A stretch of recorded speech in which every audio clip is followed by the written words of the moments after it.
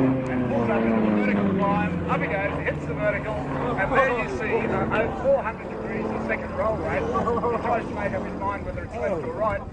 Goes up into a top roll on the very top, launch back maneuver, and down he comes now in a flat invert or knife edge spin. That's something a lot of aeroplanes can't do. And now a number of different rolls in different directions down to the bottom of the display axis, back now towards the north along the front of the crowd. Up he goes into a vertical climb, a big Russian radial engine pulling that aeroplane vertically through the sky. He's having a little bit of trouble with his smoke system by the looks. It's not really pouring out the density of smoke he'd like.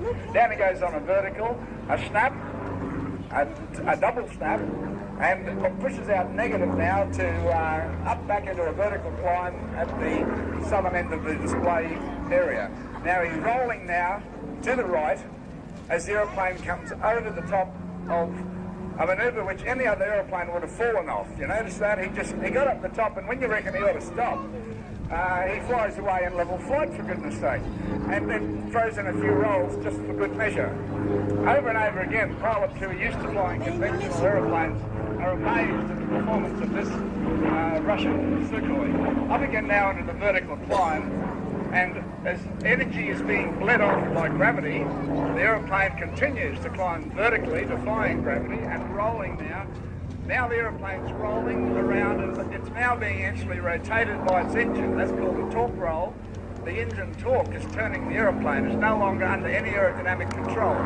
It's falling backwards, in fact, from the sky, and there it goes, around underneath and down into a vertical.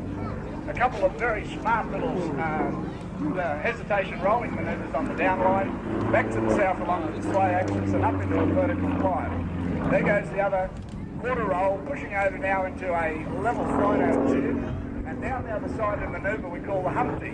Now he does 1.5 rolls on the downline, pulls out and heads north along the display axis, pulling back up, once again into a vertical, and then knife edge flight.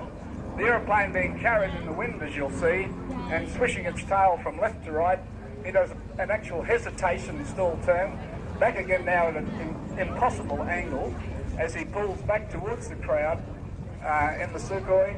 Nigel now rolling, aileron rolls back towards the crowd. That's by the way, to reposition because of the drift. He's pulling back up now into a vertical climb. He's watching all the time where the crowd is, sure that he positions himself back. The wind is really blowing him out towards the sea, and he's working his way back here occasionally with manoeuvres that bring him this way. Back now to the north and up into a vertical climb. Nigel, only a few years ago, a beginner in aerobatics in Australia.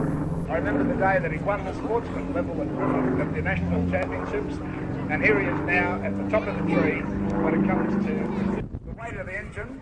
Finally pendulums forward, and then he flies off.